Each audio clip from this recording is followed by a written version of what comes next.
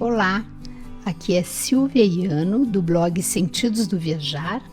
Nós continuamos lendo juntos o livro 30 Dias na Terra dos Salmos de Charles Dyer, editado pela Pão Diário.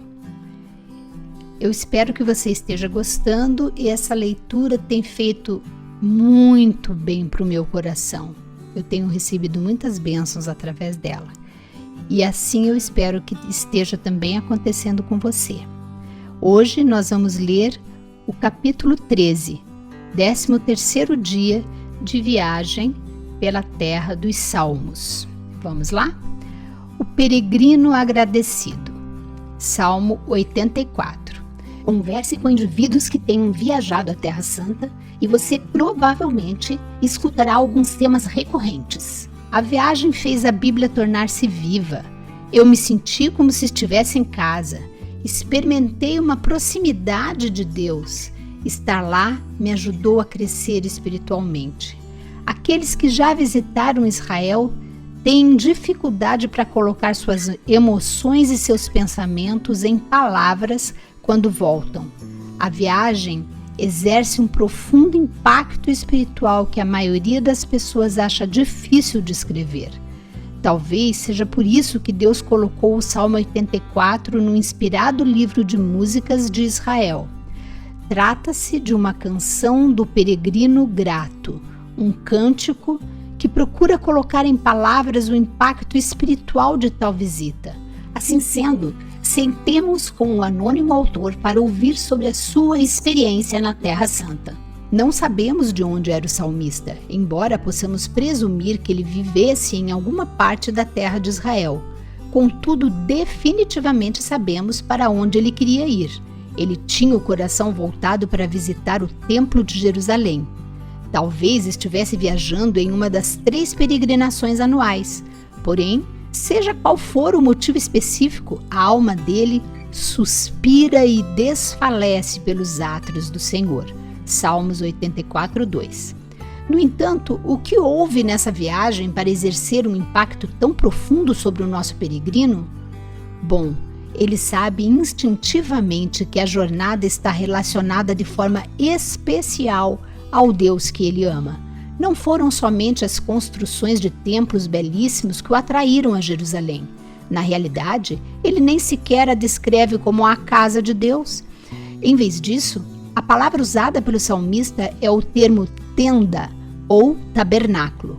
Não se trata das construções, mas do Deus que habita nelas, que torna a jornada tão especial. O autor procura maneiras de descrever seu intenso desejo de visitar esse lugar tão intimamente vinculado a Deus.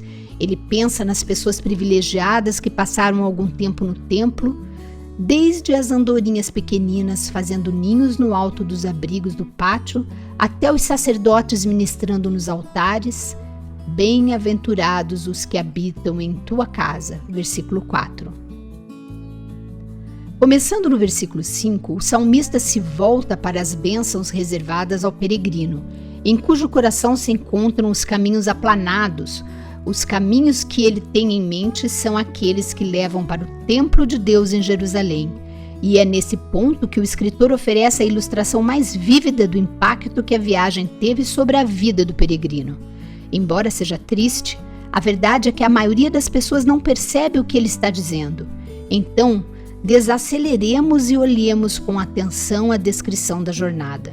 O versículo 6 diz: o qual, passando pelo vale de Baca, faz dele uma fonte. Mas onde se localiza o vale de Baca? E como os peregrinos fazem dele um lugar de fontes? Não existe um vale específico na Bíblia ou na Terra Santa chamado Baca.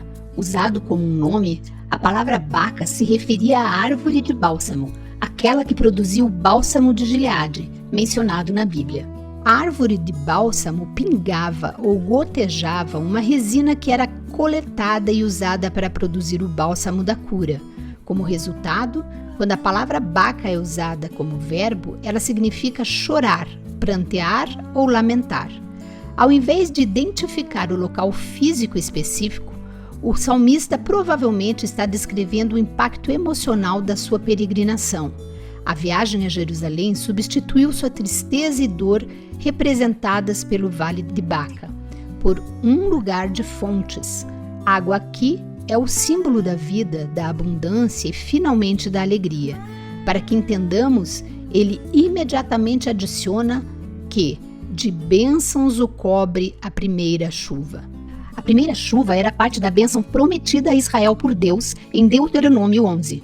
Deus está derramando suas bênçãos sobre o peregrino enquanto ele se dirige à casa do Senhor em Jerusalém. A viagem a Jerusalém era fisicamente exaustiva. Era uma caminhada longa e cansativa para os peregrinos do Antigo Testamento e, de certa forma, ainda o é para os viajantes de hoje. Contudo, em vez de se cansar da viagem, o peregrino caminhava de força em força, versículo 7. Este viajante descobriu um poder desconhecido e inexplicável que o sustentava e o mantinha fortalecido enquanto ele viajava para estar perante Deus em Sião. A viagem também teve um impacto espiritual sobre o peregrino, e o salmista termina com uma oração a Deus, versículos 8 e 12. A quem ele se dirige como Deus dos exércitos, versículo 8, ou o Deus dos poderosos exércitos celestiais. Enquanto ele pede que Deus proteja o rei, que ele descreve como o escudo de Israel e o ungido de Deus, versículo 9, ele reconhece depois que, no fim das contas, Deus é o sol e escudo de Israel, versículo 11. A viagem reafirmou a confiança do peregrino no seu Deus. Qual é a importância do impacto dessa jornada sobre o peregrino? Pois um dia nos teus átrios vale mais que 1000, versículo 10. Muitas vezes eu digo às pessoas que em uma viagem de 2 semanas a Israel é equivalente a passar 1 ano na faculdade de teologia ou no seminário, mas parece que eu ainda estou diminuindo demais o seu valor. Como o salmista descreve, um único dia vale mais do que 1000 em qualquer outro lugar. Mas de que modo isso pode ser verdadeiro? O salmista parece prover uma resposta ao chegar próximo ao fim do cântico. Na realidade, eu gosto da tradução do versículo 10 da versão Almeida Revista e Corrigida.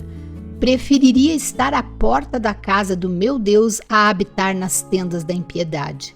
A posição mais humilde servindo a Deus em Jerusalém era mais desejável do que passar algum tempo vivendo nas tendas da impiedade ou em lugares de satisfação pessoal irrefreável. O ditado que diz o que acontece em Vegas fica em Vegas pode ser verdadeiro para alguns, mas o que acontece com uma pessoa em Israel exerce impacto sobre a vida dessa pessoa para sempre. E isso acontece porque o Deus que encontramos durante a nossa peregrinação é o Deus que dá graça e glória. É o Deus que nenhum bem sonega aos que andam retamente. Versículo 11. Caminhando por nossa terra. Ao voltarmos, pensemos nas lições que a nossa peregrinação especial nos ensina. Uma jornada para a Terra Santa oferece nova perspectiva e discernimento em relação ao Deus que amamos e nos ajuda a entender mais claramente a vida a partir da perspectiva divina. Podemos começar nossa jornada carregando um fardo pesado de preocupação e dor, mas, ao longo do caminho, Deus substitui nossos sentimentos de tristeza por lágrimas de alegria de alguma forma. Ele provê força física e bênçãos espirituais. Durante a jornada, passamos a compreender o que é verdadeiramente importante, valioso e duradouro na vida. Quando começamos, sabíamos que Deus é onipotente, mas descobrimos que Ele é o nosso escudo. Sabíamos que é onipresente, mas percebemos que Ele escolheu agir de forma especial nesta parte singular do mundo. Sabíamos que Ele é onisciente, mas nos descobrimos olhando para sua face e aprendendo mais sobre Ele ao caminhar pela terra onde Ele revelou tanto de si mesmo. Deus não mudou durante a nossa jornada, mas Ele realmente nos transformou. Como resultado disso, jamais seremos os mesmos.